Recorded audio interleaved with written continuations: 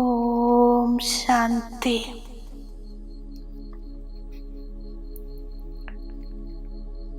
ആത്മിക സ്ഥിതിയിൽ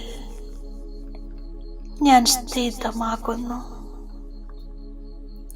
സർവകർമ്മേന്ദ്രിയങ്ങളും ശീതളമാണ്, സ്ഥിരമാണ്. മനസ്സും ബുദ്ധിയുമാകുന്ന സൂക്ഷ്മ കർമ്മേന്ദ്രിയങ്ങളെ ഞാൻ പതുക്കെ പതുക്കെ ഒതുക്കി വയ്ക്കുന്നു. സർവ്വതും ഒതുക്കി ഞാൻ ഒരു ബിന്ദുവാകുന്നു. വിസ്താരത്തെ സാരത്തിലൊതുക്കി ഞാൻ വിദേഹിയാകുന്നു. ഞാൻ വിദേഹി ആത്മാ ദേഹത്തിൽ നിന്നും വേറെയാണ്. ദേഹവും ദേഹത്തിൻ്റെ സംബന്ധത്തിൻ്റെ ബന്ധനങ്ങളുടെ ചരടും ഞാൻ പൊട്ടിച്ചിരിക്കുന്നു. ഇപ്പോൾ ഈ ദേഹത്തോടും ദേഹത്തിൻ്റെ ലോകത്തോടും ഒരാകർഷണവുമില്ല.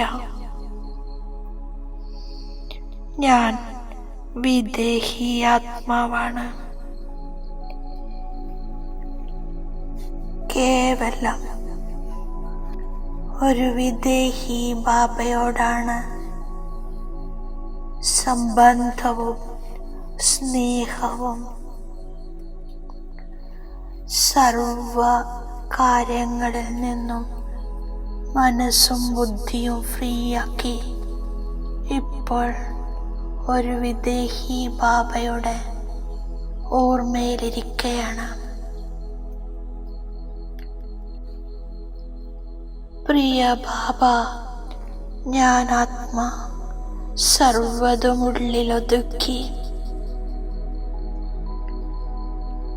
ഒരു ബിന്ദുവായി അങ്ങയുടെ അടുത്ത്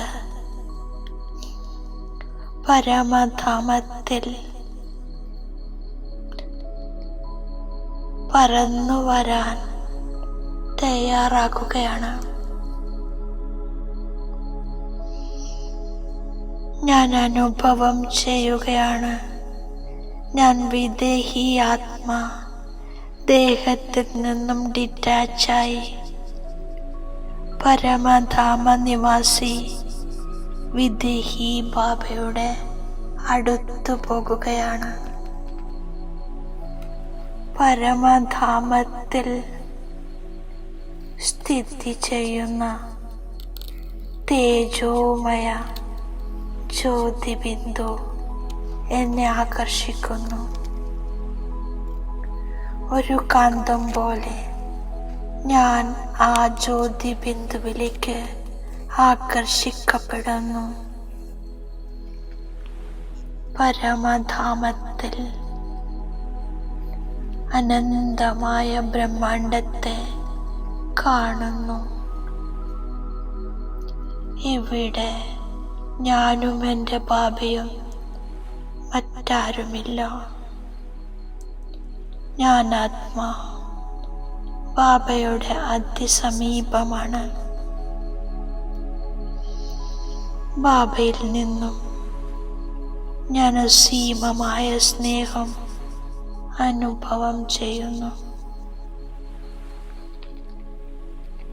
ഞാൻ ആത്മാ പ്രേമസാഗരത്തിൽ ശാന്തി സാഗരത്തിൽ സമാവേശമാകുന്നു. ഈ സാഗരത്തിൽ കൂടുതൽ അഗാധതയിലേക്ക് നീങ്ങി ഞാൻ അസീമമായ പ്രേമത്തിൻ്റെ അനുഭവം ചെയ്യുന്നു. സ്വീറ്റ് സൈലൻസിൻ്റെ അനുഭവം ചെയ്യുന്നു.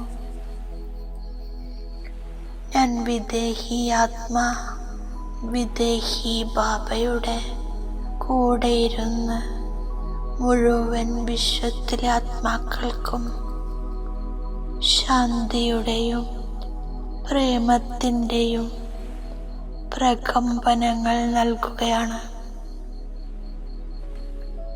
ഈ പ്രകമ്പനങ്ങൾ പ്രാപ്തി ചെയ്ത് വിശ്വത്തിലെ ഓരോ ആത്മാക്കളും ശാന്തിയുടെയും സ്നേഹത്തിൻ്റെയും അനുഭവം ചെയ്യുന്നു. വിദേഹി ബാബയുടെ കൂടെ വിദേഹിയായി വിശ്വത്തിലെ സർവ ആത്മാക്കൾക്കും പരമാത്മ പ്രേമവും ശാന്തിയും പ്രദാനം ചെയ്ത് ജ്ഞാനാത്മാ താഴോട്ടേക്ക് വന്ന് വീണ്ടും ഭൃഗുടി സിംഹാസനത്തിൽ വിരാജമാനാകുന്നു.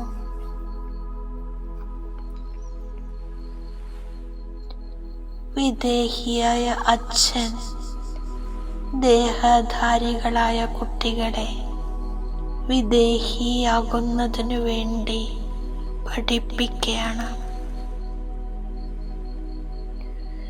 എപ്പോൾ നമ്മൾ സതോപ്രധാനമായി മാറുന്നുവോ അപ്പോൾ പഠിപ്പിക്കുന്നത് നിർത്തും. ആത്മീയ അച്ഛൻ ആത്മീയ കുട്ടികളെ പഠിപ്പിക്കുന്നു. ബാബ ജ്ഞാനസാഗരനും ശാന്തിയുടെ സാഗരനുമാണ്. സർവ ആത്മാക്കളുടെയും പിതാവും ബാബ തന്നെയാണ്. ആത്മാവ് അവിനാശിയാണ്, ശരീരം വിനാശിയാണ്. ജ്ഞാനം നൽകുന്നത് വിദേഹിയായ ബാബയാണ്. ബാബ സദാ അശരീരിയാണ്, ഒരിക്കലും പുനർജന്മത്തിൽ വരുന്നില്ല. ഇത് ഡ്രാമയിൽ ബാബയുടെ പാർട്ടാണ്. ഓരോ 5000 വർഷത്തിന് ശേഷവും ബാബ സേവനത്തിനായി വരുന്നു. സർവരുടെയും സദ്ഗതി ചെയ്യുന്നത് ഒരേ ഒരു ബാബയാണ്.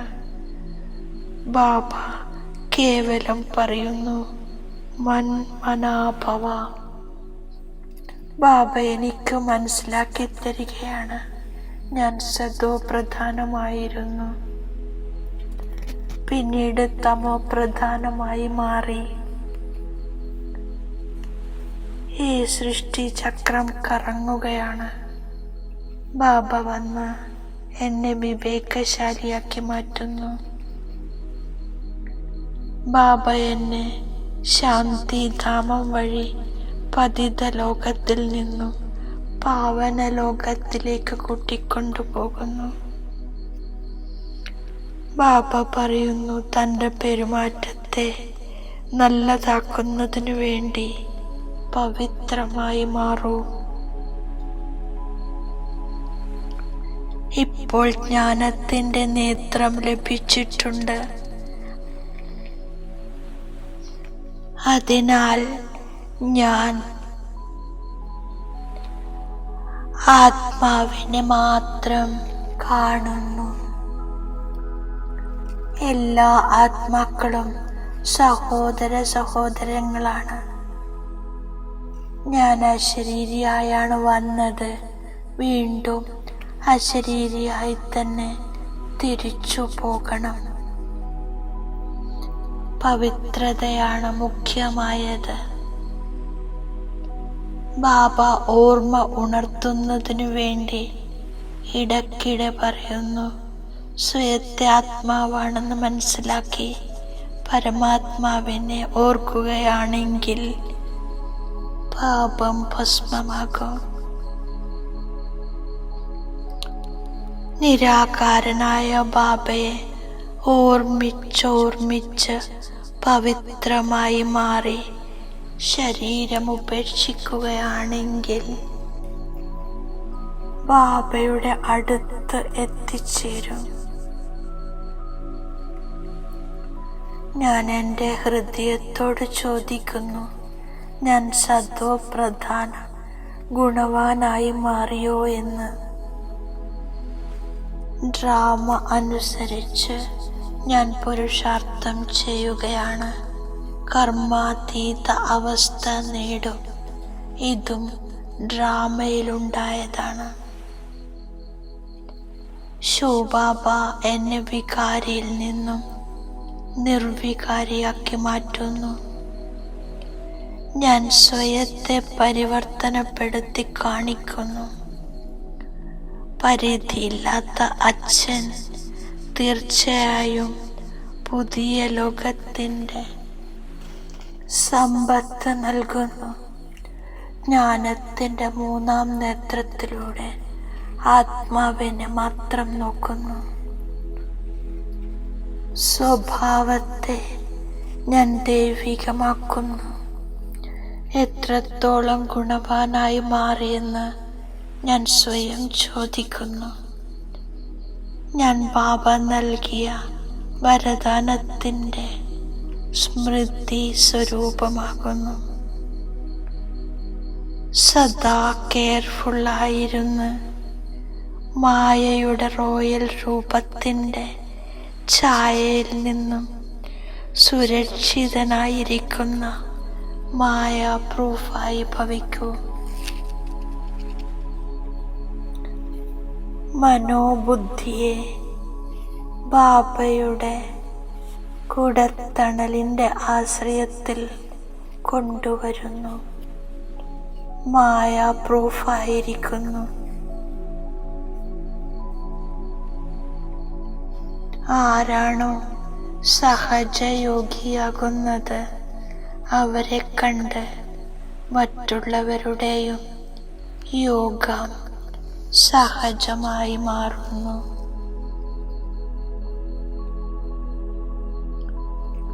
ഓം ശാന്തി.